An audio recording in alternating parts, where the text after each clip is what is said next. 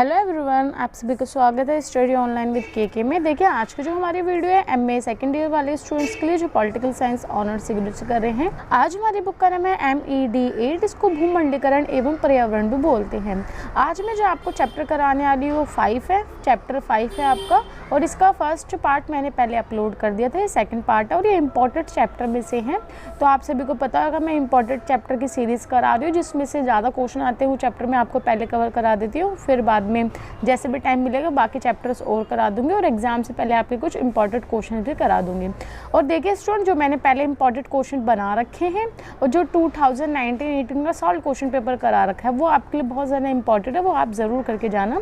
क्योंकि देखिए वो सारे मैंने बुक में से जो हर बार आते हैं, चाहे वो दिसंबर में है या फिर जून में है, जो हर बार क्वेश्चंस आते हैं उन्हों के ही इंपॉर्टेंट क्वेश्चंस बनाए थे और क्वेश्चन पेपर सॉल्व भी कराए थे, तो वो आप ज़रूर करके जाना। और फिर चैप्टर भी आपको करने हैं, ये भी आपके लिए इंपॉर्टेंट होता है। आप ऐसा मत सोचना कि जो पहले इंपॉर्टेंट क्वेश्चन करा दिए, क्वेश्चन पेपर सॉल्व कराए, वो खाली जून बैच के लिए थे, ऐसा नहीं है। वो दिसंबर में जो अब एग्ज़ाम होंगे फैब में, वो उसके लिए भी हैं, तो आप वो ज़रूर करके जाना। तो चलिए आज की वीडियो को हम स्टार्ट करते हैं। तो देखिए हमारा जो पॉइंट है वो है सतत बातचीत, किसान वर्सेस प्रजनक अधिकार। देखिए इसमें बताया जा रहा है जो किसानों का एक अधिकार, किसान का एक जो अधिकार होता है एक आदर्श होता है। और किसानों ने ना एक आंदोलन चलाया था 1980 में। वो किस लिए चलाया था कि बहुत से वो है ना असंतोष थे, जो भी कृषि की व्यवस्था है या फिर जो कृषि के जो तरीके होते हैं उससे असंतोष थे और खुश नहीं थे। इसलिए उन्होंने क्या किया कि आंदोलन चलाया और उन लोगों को सही से जो मुआवजा होता है वो भी सही से नहीं मिल रहा था, उसमें कमी थी, जिसके कारण भी उनके जो अधिकार थे वो उनसे छीने जा रहे थे, ये सोच सकते हैं हम। तो उन्होंने फिर इसके लिए आंदोलन चलाया। और देखिए किसान अधिकार का मतलब ये है कि उनको इतना सक्षम बना देना कि वो अपने भरण पोषण सही से कर सके, अपने परिवार को सही से चला सके, कृषि सही से कर सके, कृषि में किसी भी प्रकार कि उनको समस्या का सामना ना करना पड़े, कोई ऋण ना हो उनके ऊपर ज़्यादा। और जो पशुपालन करते हैं वो संरक्षण किया जाए उनके लिए, जो जैव विविधता होती है वो सब ठीक रहे, उनकी जो फसल है उसके लिए संरक्षण। तो ये सब चीज़ें कौन करती है? सरकार करती है।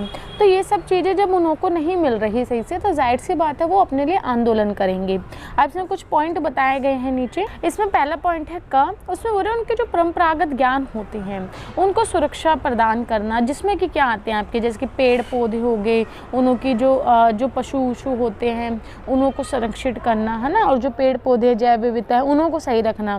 ठीक है। सेकंड में देखिए और जो राष्ट्रीय स्तर पर निर्णय लेना और प्रक्रिया में भाग लेना, कि उन्हों का भी निर्णय बहुत इंपॉर्टेंट है, उन्हों का, और वो भाग भी ले प्रक्रिया में। और थर्ड में बता रहे हैं और जो भी पौधों और पशु जो होते हैं उनसे जो भी इन संसाधनों से जो भी उनको लाभ प्राप्त होता है वो सही से उन तक पहुँचे और सही से एकदम समान वितरण हो या समान रूप से बटे।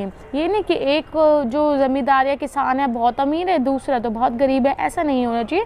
सबके पास समान रूप में सारी सामग्री, सारा लाभ बंटना चाहिए। और जो अधिकार होते हैं उसके किसानों के, उनको संरक्षण देना बहुत ज़्यादा इम्पोर्टेंट है। और जो उनको बीज दिए जाते हैं वो भी अच्छी गुणवत्ता वाले होने चाहिए और उन तक उपलब्ध भी होने चाहिए, क्योंकि देखिए बीज जो होते हैं बहुत कॉस्टली पड़ते हैं किसानों को, तो उन तक वो सही से पहुँच सके और कम रेट में पहुंच सके और अच्छी गुणवत्ता वाले हो, कि अच्छी फसल दे ताकि उनको भी लाभ हो और बाहर जो सरकार है उनको भी लाभ हो। तो इसमें बस यही है कि किसानों के ऊपर बात हो रही है कि किसान को किस तरीके से आप सुरक्षा प्रदान कर सकते हैं, उनके अधिकारों की रक्षा कर सकते हैं, या फिर उनके लिए सारी चीज़ कैसे प्रोवाइड करवाएं, या फिर वो आंदोलन ना करे उसके लिए क्या क्या उपाय करने चाहिए। तो ये सब चीज़ें इसमें बताई गई। अब हमारा नेक्स्ट पॉइंट है जैव विविधता पर सम्मेलन, इसको हम CBD भी बोलते हैं। देखिए जो जैव विविधता पर सम्मेलन है वो किसके द्वारा स्थापित किया गया है? संयुक्त राष्ट्र द्वारा। संयुक्त राष्ट्र में सम्मेलन होता है, उसके द्वारा स्थापित किया गया। और इस सम्मेलन में पहली बार जैव विविधता का जो संरक्षण है उसकी बात रखी गई कि जैव विविधता संरक्षण बहुत ज़्यादा इंपॉर्टेंट है, मानव जाति जो है उसके लिए बहुत ज़्यादा इंपॉर्टेंट है और एक आम चिंता है, मतलब कि एक ऐसा विषय है जो आम है और इम्पॉर्टेंट है। और इस पर फिर क्या कहते हैं, जब ये सम्मेलन हुआ तो उसके जो सूचकांक होती है, सूचनाएं जो होती है, उस पर हस्ताक्षर किया गया, करवाया गया, जो देश होते हैं बाकी, और इन्हों पे जोर दिया गया कि सब देश मिलके जोर दें, मतलब कि सब देश मिलके साथ दें एक दूसरे का, जैव विविधता को संरक्षण दें। ये नहीं कि सब अलग थलग पड़े हों और या फिर कोई मतलब कि साथ ही नहीं दे रहा, तो कैसे चीज़ें लागू होंगी वो सब चीज़ें। तो सबका सहयोग इस पर लिया गया और इस पर सब पे हस्ताक्षर करवाए गए जो इसके देश हैं। देखिए जो जैव विविधता सम्मेलन है वो 3 सिद्धांतों पे आधारित था, जैसे कि आपका जैव विविधता संरक्षण और फिर उसके जो घटक होते हैं जैसे कि सतत उपयोग, आनुवांशिक जो संसाधन होते हैं उनको प्राप्त करना और सब जो लाभ होता है वो न्याय संगत हो और सब में समान बंटवारा हो। तो 3 सिद्धांत आपको बता दिए मैंने। पहला तो यही है कि जैव विविधता संरक्षण, फिर सतत विकास उपयोग करना कि सतत रूप से हम कार्य करें और जो उसका लाभ हो सब में सही से बंटना। देखिए CBD का मुख्य उद्देश्य ही यही था कि जो जैव विविधता संरक्षण है और जो सतत विकास उपयोग है वो हर एक राष्ट्र जो होता है उसकी राजनीतिक में हो, मतलब कि हर एक राष्ट्र में विकास हो कि जैव उनकी मेन मुद्दा क्या हो, मेन फोकस क्या हो कि जैव विविधता का संरक्षण और जो सतत विकास है उसके द्वारा ही कार्य करना। तो ये हर एक देश में होना चाहिए, ये मेन फोकस था। अब हम पढ़ेंगे CBD की ओर जाने वाले मार्ग क्या हैं। देखिए जब 1992 में संयुक्त राष्ट्र में ये जो पर्यावरण के ऊपर राष्ट्रीय पर्यावरण कार्यक्रम करवाया था तो वहाँ पे ये किया गया कि जो भी क्षेत्र होते हैं उनकी एक सूची तैयार की जाए और एक सूची तैयार करके एक रिपोर्ट तैयार करके उसको आगे भेजा जाए और जो अंतर की जो सरकारी समितियाँ होती है वो इस पे गंभीर रूप से देखे कि क्या इसमें करना चाहिए, कौन कौन सी संधियाँ इसमें बनानी चाहिए कि जो जैव विविधता है इसको मतलब कि जैव विविधता की जो प्रॉब्लम है उसको कैसे हम कम कर सकते हैं और उसको संरक्षण कैसे प्रदान कर सकते हैं। तो उससे पहले हमको क्या करना पड़ेगा, पहले एक रिपोर्ट तैयार करनी पड़ेगी। हर एक देश में जाके हमें पहले देखना पड़ेगा, एक रिपोर्ट तैयार करनी पड़ेगी, उसके अकॉर्डिंग हमको संधियाँ और कार्य करने पड़ेंगे। और जैव विविधता सम्मेलन में अंतर्राष्ट्रीय स्तर पर हमें उनके अधिकारों पर भी ध्यान देना चाहिए। जो भी हम संसाधन उपलब्ध कराएं वो एक तो सततपूर्ण होने चाहिए, दूसरा वो एक सुविधापूर्ण होने चाहिए, मतलब कि आप जो भी उस पर बना रहे हैं कानून या जो भी संसाधन है वो तो एक तो सतत रूप से हो कि सब तक अच्छे से पहुँचे और सतत रूप से कार्य करे, एक सुविधाजनक हो कि किसी को कोई प्रॉब्लम ना है, इसको कहते जैव विविधता संरक्षण में कार्य करने में कोई प्रॉब्लम ना है, तो सुविधाजनक भी होनी चाहिए और उसके उद्देश्य भी ठीक प्रकार से होने चाहिए। अब नेक्स्ट हमारा पॉइंट है व्यापार और पर्यावरण। इसको हम गेट से WTO तक इस पूरा पॉइंट है आपका। देखिए जो ब्रिटेन वुड नेता जो होते हैं उन्होंने 3 अंतर्राष्ट्रीय संगठन बनाए। जो दूसरा विश्व युद्ध हुआ था उसके तुरंत बाद अंतर्राष्ट्रीय संगठन बनाए। 1994 में जो नेताएं थे, विश्व के जो नेता हैं ब्रिटेन के, इन्होंने क्या किया कि इन संगठनों का नाम क्या रखा, अंतर्राष्ट्रीय मुद्रा कोष जिसको हम IMF भी बोलते हैं, अंतर्राष्ट्रीय बैंक और बहुत सारे ऐसे थे जिन ये बनवाए किस लिए थे कि जो विकास हो सके, जिसके जो देश हैं उनके विकास के लिए, कि वो यहाँ से अपना पैसा ले सकते हैं, लोन ले सकते हैं, इन सब चीज़ों के लिए व्यापार के लिए बनाया था कि इससे विकास हो सकेगा सही से। और जो अंतर्राष्ट्रीय व्यापार होते हैं उन्हों के लिए भी ये बनाया गया। और जो आपका गेट है उस पर भी जो समझौता हुआ, ब्रिटेन और अमेरिका ये दोनों देश जो हैं इन्होंने भी फिर इसकी स्थापना की, मतलब कि इनके द्वारा इसकी स्थापना की गई। जो गेट होता है जो व्यापार प्रणाली होती है, फिर जो व्यापार व्यवस्था होती है उसको नियमित करने के लिए इसकी आयोजन किया गया। परंतु जो विकासशील देश हैं उन्होंने इसका बहुत ज़्यादा विरोध किया क्योंकि ये पक्षपाती था। ये खाली अमीर देश जो होते हैं, फिर जो आपका उत्तरी देश जो हैं उनके लिए ज़्यादा हेल्पफुल था, परंतु जो आपके दक्षिणी देश हैं या फिर विकासशील देश हैं उनके लिए मतलब कि उनके फेवर में नहीं था। और फिर 1964 में क्या हो कि जो संयुक्त राष्ट्र है उसने UNCTAD को पेश किया और विकासशील देशों ने जो विकासशील देश है उन्होंने संगठन गेट की स्थापना की। बाद में इसको संशोधन करके G7 की सिफारिश पर किए गए थे और इसमें जैसे जैसे समय बीतता गया वैसे वैसे इसमें बहुत सारे बदलाव भी किए गए। और जो अमेरिका है फिर उसने दबाव डाला कि जो गेट है उसको खाली जो शुल्क होता है और जो अन्य व्यापारिक नीतियाँ होती है वहीं तक ही सीमित रहना चाहिए, ना कि उसको और बाकी व्यापारों में अपना इंटरफेयर नहीं करना चाहिए, ऐसे अमेरिका ने दबाव डाला। अब हम पढ़ेंगे कि गेट किस प्रकार से कार्य करता है और क्या कार्य करता है, और ये देखिए इंपॉर्टेंट है आपके लिए बहुत। देखिए व्यापार तथा जो शुल्क है उसको सामान्य समझौता 1980 में हुआ था, 1918 में पेश किया गया था, ताकि जो अंतर्राष्ट्रीय व्यापार व्यवस्था सही तरीके से चलती रहे।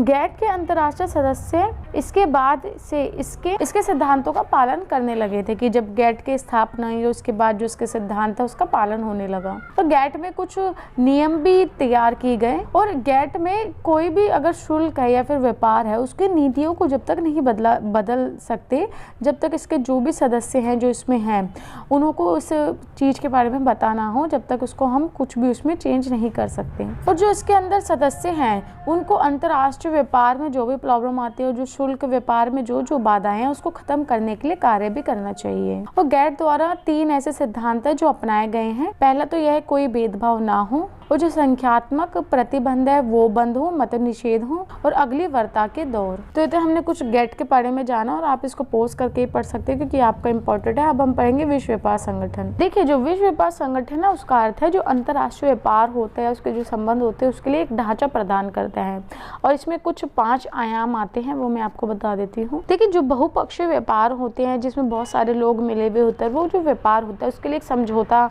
करना पड़ता है, ठीक है। और जो बहुपक्षीय व्यापार होता है उनके जो कार्य हैं उसका एक ढांचा भी प्रदान करना होता है। नेक्स्ट है, और इसके ढांचे को तैयार करने के साथ साथ इसके जो मामले होते हैं और जो इसकी बातचीत होती है उसके लिए भी एक मंच तैयार करना पड़ता है। ये सब जो कार्य है WTO करता है। और जो वाद विवाद होते हैं, जो भी मुद्दे होते हैं उनको सॉल्व करना, उनको समझना, उनका प्रबंध करना या फिर नियम बनाना, ये सब भी उसका कार्य है। और जो व्यापार की जो समीक्षा करते हैं उसका एक तंत्र का प्रदान करना, वो जो वैश्विक आर्थिक नीति होती है वो बनाना, और जो अंतर्राष्ट्रीय मुद्रा कोष जैसी जो संस्थाएं होती हैं उनका सहयोग देना, ये सब इसके कार्य हैं। और देखिए और क्या कार्य करते हैं कि जो आपके व्यापार से संबंधित बौद्धिक संपत्ति अधिकार होता है जिसको ट्राइब्स भी बोलते हैं, उसके जो समझौते होते हैं वो ये करवाती है। और जो बौद्धिक संपत्ति के जो अधिकार होते हैं और जो उसके जो मिश्रण जो परिभाषा है उसका रूप ये देती हैं। और जो भी विचार है जो आविष्कार हुए हैं या फिर जो उसका मालिक है उसको विशेष अधिकार भी दिलाती है, उसको सुनिश्चित कराती है कि ये आपका ही अधिकार है और आपको ही मिलेगा। अगर कोई भी नया आविष्कार करता है कोई देश तो फिर उसी के ही पास मतलब कि उसका पूरा वो होता है मतलब कि देख रेख, तो कोई और उसकी कॉपी नहीं कर सकता, तो वो भी इसमें आते हैं। और इसके अंदर जैसे कि आपका पेटेंट हो गया, पेटेंट व्यापार चिन्ह जो हो गया या फिर औद्योगिक डिज़ाइन जो हो गया, ये सब चीज़ें भी इसमें आपके आती हैं। अब जो बौद्धिक संपत्ति अधिकार है उसमें भी बहुत सारी चीजें आती है, वो हम पढ़ लेते हैं। हम देखेंगे कि पेटेंट अधिकार क्या होता है। देखिए ये जो सरकार है, ये जो भी हम चीज निवेश करते हैं, जो भी जनता है, कोई भी राष्ट्रीय अंतर्राष्ट्रीय स्तर पर कोई निवेश करता है तो सरकार जो होती है उसको संरक्षण प्रदान करती है, उनको विश्वास दिलाती है कि आपने जो निवेश किया है वो एकदम सुरक्षित है। और ये कुछ समय के लिए जो आप आविष्कार करते हैं कुछ तो उसके अधिकार को बनाए रखती है। और जो भी कोई नया उत्पादन होता है उसको पेटेंट के द्वारा बाद में पेश किया जा सकता है। अब है रेड मार्क। ये जो रेड मार्क है ये एक तो नाम या फिर किसी प्रतीक या फिर किसी शब्द के रूप में आता है। इसमें क्या होता है कि दूसरा इंसान, कोई दूसरा है जो किसी भी चीज को निर्मित कर रहा है या फिर उत्पादन कर रहा है, उसमें अंतर किया जाता है कि हाँ इस वाले इंसान में इसने जो उत्पादन या नई चीज बनाई है फिर दूसरे इंसान ने बनी है, उन दोनों के बीच में क्या अंतर है। फिर आप कहते हैं औद्योगिक डिजाइन। ये जो उत्पादन है ये उत्पादन का जो खाका या फिर जो हम बेस बोलते हैं वो दिखाते हैं ओवरऑल, और योजनाएं बनाते हैं उसको दर्शाते हैं। फिर है कॉपीराइट। इसमें क्या होता है कि अगर कोई भी इंसान, किसी ने पहले वो आविष्कार कर दिया है, कोई कार्य कर दिया, तो दूसरे इंसान वो उस चीज को करे ना, अगर करता है तो उससे परमिशन ले, तो उसको सुरक्षा प्रदान की जाती है। पहले जिसने जो चीज बना दी तो उसमें सुरक्षा प्रदान की जाती है उस कार्य को। फिर है व्यापार रहस्य। ये व्यापार में प्रयोग होने वाले फॉर्मूले होते हैं या फिर उपकरण होते हैं जो रहस्य रूप में होते हैं, मतलब कि कोई भी फॉर्मूला है या फिर कोई उपकरण है वो सबको नहीं बताता। अगर कोई भी किसी चीज़ का आविष्कार करता है बस कैसे है ओवरऑल थोड़ा थोड़ा बता देता है, तो वो है ये। नेक्स्ट हमारा पॉइंट है पर्यावरण तथा विकास पर संयुक्त राष्ट्र सम्मेलन UNCEDB। ये हुआ था जो इसमें बताते हैं क्या है, ये 1992 में रियो जेनेवर जो है ब्राज़ील में हुआ था संयुक्त राष्ट्र महासभा। जो ब्रेडलिन रिपोर्ट है उसमें ये पर्यावरण के ऊपर बात की गई थी जो आपका रियो में हुआ था। इसको हम पृथ्वी शिखर सम्मेलन के नाम से भी जानते हैं। और आपको पता होगा इसमें पर्यावरण को लेके बातें हुई थी, जो पर्यावरण के अंदर जो जो प्रॉब्लम आ रही हैं, वो जो मरुस्थलीकरण हो रहा है उसके मुद्दे को लेके भी बात की गई थी, उसको उजागर किया गया था किस प्रकार से कि जो हमारी ज़मीन है वो सूखती जा रही है और जो और किस प्रकार से हमको प्राकृतिक संरक्षण देना चाहिए। फिर जो भी हम आर्थिक चीज़ों का, अगर हमको आर्थिक विकास करना है, सामाजिक विकास करना है, तो हमें पर्यावरण को भी सुरक्षित देना पड़ेगा। मतलब कि हमको पर्यावरण की शरण लेनी पड़ेगी, हमको उस पर निर्भर होना पड़ेगा, ना कि हमको उसको अगेंस्ट जाके उसके कार्य करना पड़ेगा। ऐसा नहीं करना चाहिए। तो ये इसमें बताया गया है। नेक्स्ट पॉइंट है पर्यावरण तथा विकास पर रियो घोषणा। देखिए, पर्यावरण तथा विकास पे जो संयुक्त राष्ट्र में ये सम्मेलन हुआ था, ये बहुत ज़्यादा लोकप्रिय है। इसको रियो पृथ्वी अध्ययन के भी नाम से जाना जाता है, और इसमें 100 से भी अधिक देश और सरकारें इसमें शामिल थी, इसलिए इस सम्मेलन को सबसे बड़ा और अधिक संख्या वाला भी माना गया। और जो पृथ्वी का जो इसमें अध्ययन में क्या था, जो पृथ्वी सम्मेलन था ये आपका रियो सम्मेलन, इसमें क्या था कि इसमें मानव की जो गतिविधियाँ हैं उस पर ध्यान दिया गया कि मानव की गतिविधियों के कारण जो पर्यावरण पर नकारात्मक प्रभाव पड़ रहा है उसको उजागर किया गया, कि जो हम जिस प्रकार से कार्य कर रहे हैं, अपने विकास कर रहे हैं, ये जो भी गतिविधियां कर रहे हैं, तो सर इससे पर्यावरण को बहुत नुकसान पहुंच रहा है। तो इसलिए इसमें बहुत सारी चीज़ों को रखा गया। और देखिए इसमें क्या था कि न्याय संगत वैश्वीकरण की भागीदारी इसमें रखी गई थी, कि न्याय संगत सब चीज़ होनी चाहिए। परंतु जो G77 है, जिसमें कि आपका चाइना था, संयुक्त राष्ट्र, कनाडा था, और बहुत सारे ऐसे देश थे जो इसको कृत्रिम अधिकार बता रहे थे। मतलब कि इसमें जो विकासशील देश हैं और जो विकसित देश हैं, उन दोनों के विचार इसमें मिल नहीं रहे थे, दोनों की अनबन हो रही थी, क्योंकि वो जो विकसित देश हैं वो अलग तरीके से सोच रहे थे इसके ऊपर, और जो विकासशील देश है वो अलग तरीके से। तो इनों के इस पर सही से विचार राय नहीं बन पाई। और फिर जो आपका स्टॉकहोम सम्मेलन है, जो रियो घोषणा में हुआ था, उसमें फिर क्या किया गया कि जो आपके पृथ्वी को लेके जो पर्यावरण को लेके जो भी मुद्दे हैं वो उस पर ध्यान केंद्रित किया गया, और इसमें महत्वपूर्ण भूमिका भी इसने निभाई, और बहुत सारी जो समस्या होती है उसका मार्गदर्शन भी किया। अब हम पढ़ेंगे रियो 5 और रियो 10। और देखिए ये क्वेश्चन आपका पहले आ चुका है, जो अभी जून में एग्जाम हुए थे उसमें भी ये क्वेश्चन आपका आया था। देखिए जो रियो 5 है, वो रियो जब पृथ्वी सम्मेलन हुआ था, शिखर सम्मेलन, उसके बाद इसकी स्थापना की गई थी, और इसमें जो बढ़ती हुई गरीबी है उसकी ओर ध्यान दिया गया था। जो विश्व में जो गरीबी बढ़ रही है इतनी ज़्यादा, उसके ऊपर ध्यान केंद्रित किया गया था, और इसके अंदर सतत क्रियाएं करनी चाहिए उसके ऊपर भी ध्यान केंद्रित किया गया था, कि हमें जो भी कार्य करना है वो सतत रूप से करना है, और जो सतत विकास है उसके ऊपर भी इसमें बात की गई थी। और फिर इसके बाद आपका WSSD का परिणाम था ये जो हुआ था आपका, और फिर 2002 में भी एक आयोजित किया गया था सम्मेलन, और उसके ऊपर किस चीज़ों के ऊपर बात की गई थी, जैसे कि आपके जो तकनीकी एक दूसरे के इंटरफेयर करते हैं, या फिर आपका जो क्षमता निर्माण है, फिर व्यापार के ऊपर या शासन के ऊपर, इन सब विवाद जो होती हैं उनके ऊपर इसमें बात की गई थी। और इसमें फिर लास्ट में बहुत दिनों को निराशा भी देखनी पड़ी, क्योंकि इसका कोई निष्कर्ष ही नहीं निकला। देखिए अगर आप कोई भी सम्मेलन आयोजित कर लीजिए, परंतु जब तक उसका कोई निष्कर्ष नहीं निकलता और सब लोग उसमें सहमत नहीं होते, तो उसका फिर वेस्ट होता है, वो उसमें कोई उसका उपयोगी नहीं है। और इसमें सतत विकास के ऊपर, जो कमज़ोर सतत विकास है या फिर जो भी प्रॉब्लम्स आ रही है, उसके ऊपर कोई समझौता हो ही नहीं पाया। नेक्स्ट हमारा जो पॉइंट है बहुत ज़्यादा इंपॉर्टेंट है, आपके एग्जाम में पूछा जाता है, ब्रेटन वुड्स संस्थानों का मूल्यांकन। तो इसमें हम पढ़ेंगे जो ब्रेटन वुड्स है उसके बारे में, अब इसमें हम थोड़ा अच्छे से पढ़ेंगे। देखिए जब 1944 में जब दूसरा विश्व युद्ध समाप्त होने पर आ रहा था, तो विजयी जो देश थे, जो विजय हो रहे थे इस द्वितीय विश्व युद्ध में,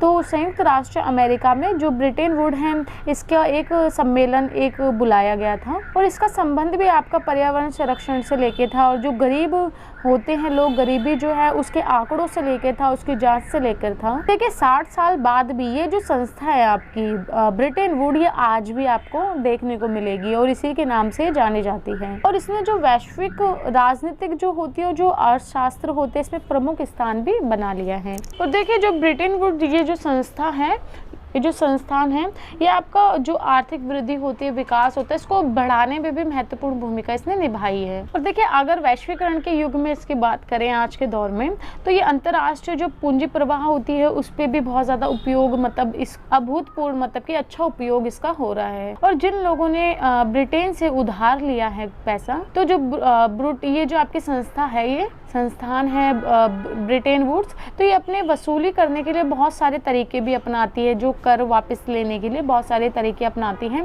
तो बहुत से लोग ऐसा सुझाव देते हैं कि इस संस्था को बंद कर देना चाहिए, क्योंकि ये देखिए अपना वसूली तो करेगी। अगर कोई इससे उधार ले रहा है या फिर ब्रिटेन से कोई कुछ उधार लेता है तो ये वसूली करने के लिए बहुत सारे तरीके अपनाती हैं, तो फिर इसके कुछ लोग विरोधी भी हो जाते हैं और बोलते हैं इसको बंद कर देना चाहिए। नेक्स्ट हमारा पॉइंट है क्रियान्वयन के लिए घोषणा। तो इसमें हम पढ़ेंगे कौन कौन सी घोषणाएं हुई हैं उसके बारे में। देखिए जो रियो सम्मेलन है उसमें अंतर्राष्ट्रीय जो समुदाय है उसकी कार्रवाई के लिए योजना का फैसला भी किया गया, कि जब रियो सम्मेलन हुआ तो उसमें ये बोला गया था कि जो कार्रवाई होती है ये भी हम करेंगे, इसका भी फैसला किया गया था। और जो आपका एजेंडा है इसमें विशाल योजना के लिए 470 अध्याय भी है और इसमें एक व्यापक बहुत बड़ी कार्यकारी योजना भी है। तो इसके अंदर क्या होता है कि इतना सब होने के बाद मतलब इसके अंदर बहुत सारे लोग हैं, बहुत सारे अध्ययन है कि इसमें क्या होता है कि जो संयुक्त राष्ट्रीय प्रणाली है, फिर जो अलग अलग देश हैं, अलग अलग सरकार है, उसमें जाके संगठन अपना पर्यावरण से रिलेटेड जो भी प्रभाव पड़ रहे हैं वो देखती है कि पर्यावरण में क्या क्या प्रभाव आ रहे हैं,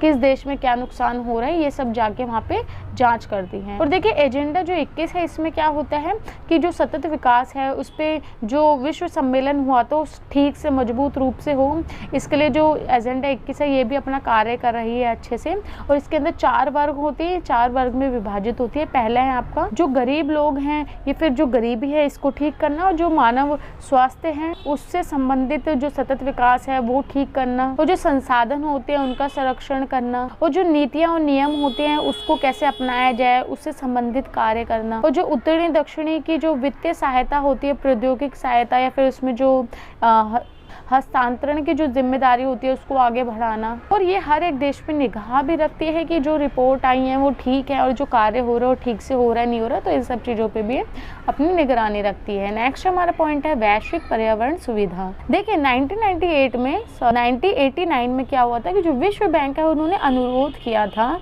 जो पर्यावरण को बचाने के लिए कार्य कर रहे हैं उन्हें धन और क्षमता दी जानी चाहिए, क्योंकि वो पर्यावरण की मतलब कि पर्यावरण को हेल्प कर रहे हैं या फिर दुनिया के लिए हेल्प है, जो पर्यावरण को सुरक्षित कर रहे हैं, तो उनको भी हमें हेल्प करनी चाहिए। क्षमता मतलब कि हर एक रूप से धन के रूप से देनी चाहिए। और अगर आपको वैश्वीकरण मतलब कि सही करना है, वैश्वीकरण में अच्छे से विकास करना है, तो आपको वैश्वीकरण जो पर्यावरण है उसको भी सुरक्षितता प्रदान करनी पड़ेगी, उसमें सहायता देनी पड़ेगी। और जो सतत विकास है उसको ज़्यादा बढ़ाना पड़ेगा आप, और सबका सहयोग भी उसमें होना चाहिए। और जो संयुक्त क्षेत्र होते हैं उनकी भी पहचान इसमें की जानी चाहिए। जो ओजोन परत है उसमें जो हानि हो रही है उसको ठीक करना चाहिए। जो ग्रीन हाउस प्रभाव है, जो गैसें होती हैं उसका उत्सर्जन पर उसमें नियंत्रण करना चाहिए। जो जैव विविधता संरक्षण है उसको इसमें शामिल करना चाहिए। तो ये सब चीज़ें इसमें बताई गई है। पर्यावरण को लेके जो विश्व बैंक है उसने किन किन चीज़ों के ऊपर बात की है। देखिए 1990 में जो विकासशील देश हैं उन्होंने भी वैश्विक पर्यावरण सुविधाओं के लिए मतलब कि इसमें भाग लिया कि हाँ चलिए पर्यावरण को सुरक्षितता प्रदान करनी चाहिए, तो उन्होंने भी इसमें भाग लिया और जो भी इसके संगठनात्मक जो प्रक्रिया है उसका पालन किया और उसकी तैयारी की कि हमको कैसे पर्यावरण को सही रखना चाहिए। उसमें कुछ पॉइंट भी दिए हैं नीचे, वह भी मैं आपको बता देती हूँ। विश्व पर्यावरण सुविधा गतिविधियाँ जिनका बड़े पैमाने पर दुनिया को लाभ हो ऐसा समर्थन करें, कि जो ऐसी गतिविधियाँ करें जिससे कि पूरी दुनिया को इससे लाभ हो, तो हमें ऐसा कार्य करना चाहिए और इसका समर्थन भी करना चाहिए। और जो भी हम कार्य कर रहे हैं वो विश्व बैंक हो गया या फिर आपका GEF हो गया, UNEP हो गया, तो इनके परामर्श द्वारा ही कार्य किया जाना चाहिए। जो GEF का योगदान है उनके जो उनका जो प्रयोग करते हैं उनको रियायत और शर्तें मतलब कि रियायतें दी जानी चाहिए, उनको थोड़ी छूट दी जानी चाहिए चीज़ों में। और पर्यावरण जो गतिविधियाँ है उसका जो कार्य हो रहा है उसको अच्छा डिज़ाइन करना चाहिए। वैश्विक जो पर्यावरण सुविधाएं हैं उसमें जो गैर सरकारी संगठन होता है उसका भी मतलब कि उनकी भी भागीदारी लेनी चाहिए, उनको आज़ाद छोड़ देना चाहिए, मतलब कि वो अच्छे से अपना कार्य करें स्वतंत्रपूर्वक, कोई उन पर दखल अंदाजी ना करें। तो इसमें पर्यावरण को लेकर बात की गई है कि पर्यावरण को किस प्रकार से आप सुरक्षित रख सकते हैं और किस किस प्रकार के कार्य हमें इसमें करने चाहिए। तो आज का जो हमारा चैप्टर वो यही ख़त्म हो जाता है। इससे पहले जो मैंने इसका फर्स्ट पार्ट बनाया था, फिफ्थ चैप्टर है इसी का फर्स्ट पार्ट बनाया था, वो आप ज़रूर देख लेना और ये इसका सेकंड पार्ट है। अगर आपको वीडियो अच्छी लगती है तो प्लीज़ इसको लाइक शेयर सब्सक्राइब ज़रूर करना, ज़्यादा से ज़्यादा दोस्तों में शेयर करना और आप मेरे को कमेंट बॉक्स में ज़रूर बताना कि आपको और कौन से चैप्टर से रिलेटेड वीडियो चाहिए, ताकि मैं उस पर PDF बना के लिए आपके लिए फिर वीडियो तैयार कर सकूँ। और देखिए स्टूडेंट, जो भी इंपॉर्टेंट क्वेश्चन मैंने पहले करवाए हैं उसको भी ध्यान से आप पढ़ लेना, और जो भी 2018-19 का सॉल्व क्वेश्चन पेपर कराया है वो भी आप ध्यान से पढ़ लेना। तो चलिए मिलते हैं हम नेक्स्ट वीडियो में। धन्यवाद।